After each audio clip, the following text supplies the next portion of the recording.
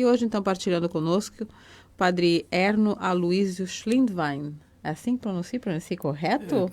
Pronunciou, Kátia, bastante correto. Schlindwein é origem alemã, Wein é vinho, e Schlind no dialeto aí do Reno, onde saíram os antepassados no século passado, retrasado agora, significa comerciante, degustador de vinho. Talvez seja por isso que eu fiquei padre, né? Porque para estar próximo ao vinho. Gosto muito do vinho, gosto muito do vinho. Padre Pallottino, sim, né? Sou padre Pallottino. Atuo aí na paróquia São Vicente Pallotti, Passo da Areia, perto da Uberici, e também atuo no Colégio Pallotti, que os dois pertencem à província Nossa Senhora Conquistadora, que tem sede em Santa Maria. Sou padre há 42 anos e nasci aqui em Montenegro, e a minha família é dessas famílias migrantes que seguiram a corrente migratória em busca de terras. Aí a família, em 1955, eu tinha 5 anos, se deslocou até o Paraná, melhor, até o norte do estado do Rio Grande do Sul, e em 69, há 50 anos, até o oeste do Paraná, Marechal Cândido Rondon. E minha vocação surgiu numa paróquia pallotina. Em 1963, com 12 anos, fui ao seminário em Faxinal do Sul, Vale Vento, perto de Santa Maria. Muito bem, seja muito bem-vindo, uma alegria tê-lo aqui, então, estreando hoje, né? Obrigado, eu estou conhecendo a rádio hoje e por isso saúdo com especial carinho todos os ouvintes da Rádio Aliança, né, que esse meio de evangelização no mundo de hoje digital, levando sempre a mensagem de Jesus. É verdade, verdade. Seja muito bem-vindo, então. Vamos falar sobre o Evangelho de hoje, então, Padre, por favor. Perfeito. À vontade. Me chamava a atenção, antes de falar diretamente do Evangelho, sobre essa iniciativa pastoral da Igreja no Brasil, desde os anos 80, ter assim decretado 3 meses com temas especiais, né? Em agosto refletimos sobre as vocações, em setembro agora estamos refletindo e destacando a Bíblia, né? E outubro destacaremos as missões. Isso ajuda a nossa pastoral, os nossos grupos pastorais e movimentos a tomarem consciência das vocações, da palavra de Deus e das missões.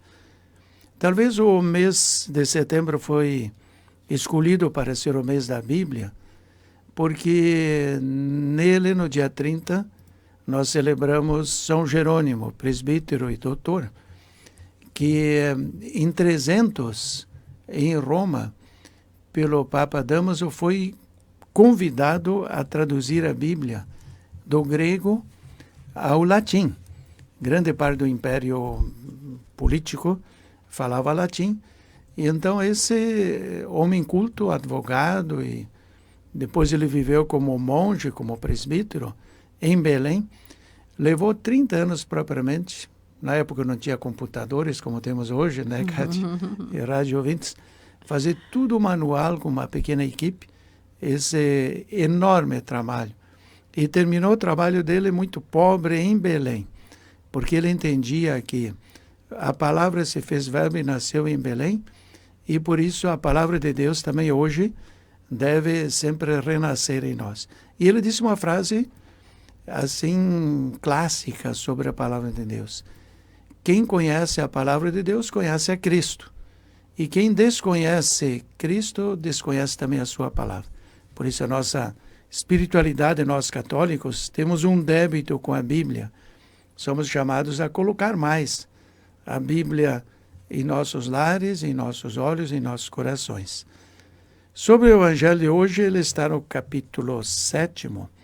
Interessante que Jesus está fazendo seu ministério ao redor do lago de Tiberíades, Cafarnaum, e logo depois no capítulo 9, o Evangelho de Lucas, que estamos lendo nesses últimos dias e semanas, e neste tempo, ele tem 24 capítulos. A partir do capítulo 9, Jesus vai para Jerusalém.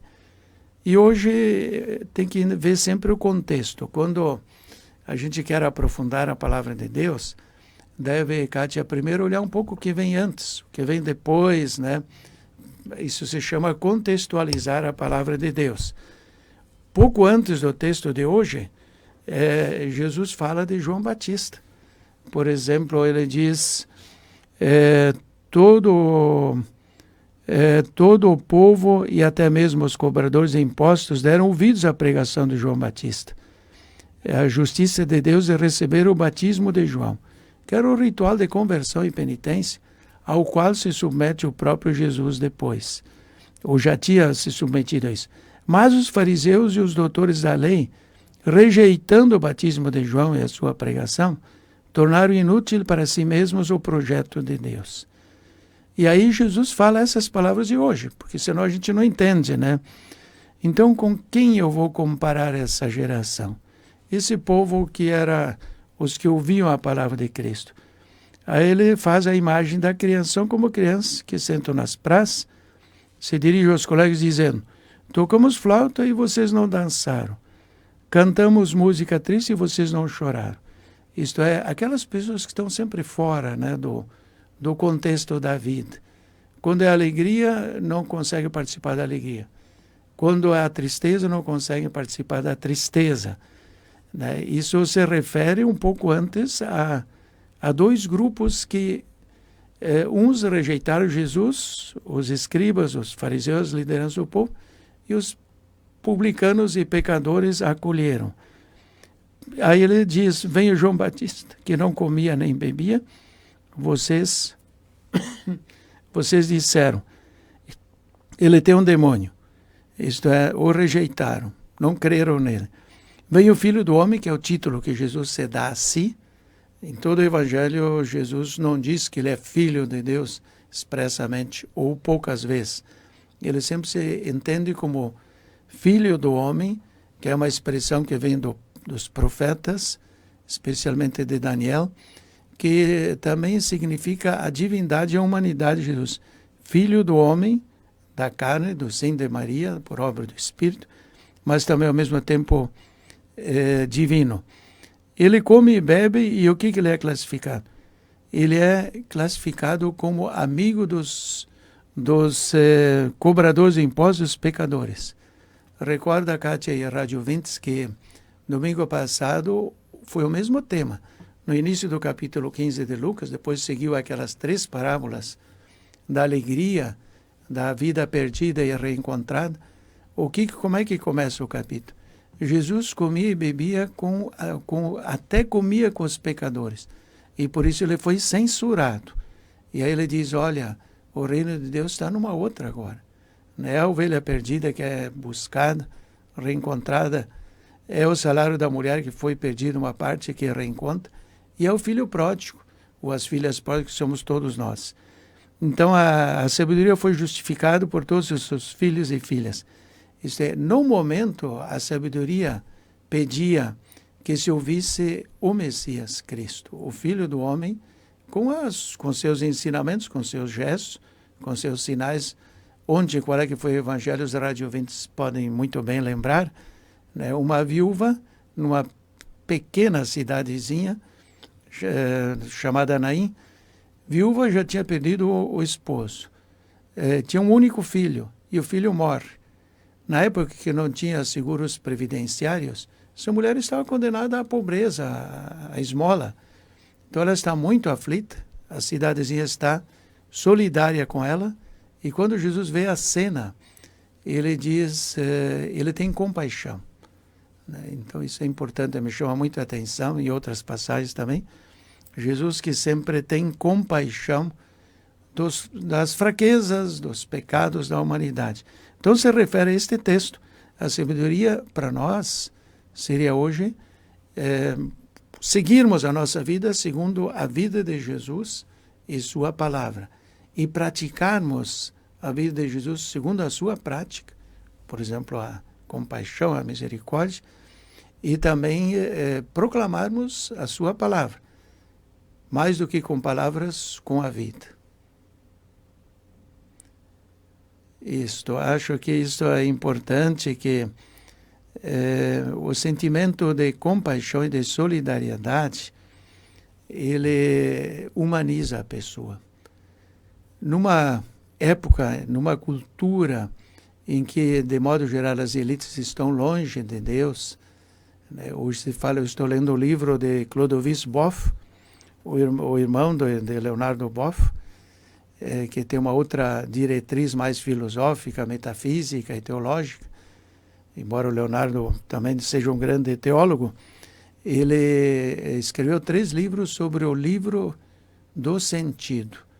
E no segundo livro que eu estou lendo, ele faz uma análise do século XVIII, XIX, das grandes filosofias da morte de Deus, né? Então, por exemplo, quando Nietzsche decreta Deus morreu, que viva o homem, para que viva o homem, Deus morreu. O Freud, os grandes pensadores que disse a religião é uma neurose. O Marx que grita, nós vamos construir o paraíso aqui na Terra. Nós não precisamos mais de auxílios transcendentes. Inclusive diz que a religião é um ópio. Isso foi entrando na elite cultural, no meio universitário, que decretaram a morte de Deus e viraram as costas para Deus, para o Evangelho. Parece aqui os escribas e fariseus que se viraram as costas para Cristo, até dizendo que ele tinha um demônio. Agora, interessante, o que produziu esse século? Produziu o século mais violento no século passado, que foram as 2 guerras mundiais terríveis, né? Nunca houve um conflito mundial tão destruidor por ideologias, por exemplo, do super-homem, que vieram dessas filosofias, que de fato decretaram a ausência de Deus na nossa vida. E aí, Kátia, resulta o que resultou, as guerras mundiais. E hoje, por que há tanta depressão também? Inclusive o novo fenômeno que o nosso arcebispo, Dom Jaime, está falando, Dom Leomar, né, do suicídio. Por exemplo, da mutilação de estudantes. Eu trabalho numa escola também, Escola São Vicente Pallotti, jovens que se mutilam. Suicídio entre jovens de 15 a 25 anos é elevado. Nos causa, assim, perguntas sérias. O que nós estamos oferecendo? Também aquilo que o documento de Aparecida constata. Pela primeira vez na história do cristianismo, a fé não é mais transmitida dentro da família. Como nós, a minha geração, né, eu já sou idoso, onde nós recebemos os princípios da fé? Recebemos do colo de nossos pais, né, que nos ensinaram o Senhor da Cruz, o Pai Nosso, o respeito a Deus, a honestidade, por diversas causas. E a principal é a perda da fé dos próprios pais. Os pais hoje não transmitem mais a vida cristã aos seus filhos. Não é culpa deles, eles também são fruto dessa sociedade moderna, embora também tenham uma responsabilidade diante disso, né? Então, o que acontece? Chegam crianças na catequese, quem é catequista e pela rádio nos acompanha, sabe que hoje vem crianças, adolescentes em nossa catequese, em nossa escola São Vicente Pallotti, e nas outras, por exemplo, a Escola das Palotinas também, aí na Fátima, né, o cenáculo, que não sabem mais nem fazer o sinal da cruz. E vêm batizadas, e vêm de famílias cristãs. Então, esse é o fenômeno, né, de uma igreja que vai se descristianizar, uma cultura que vai se descristianizando. Mas, Kátia, também pode fazer uma pergunta, senão eu falo toda manhã aqui, aí não dá certo.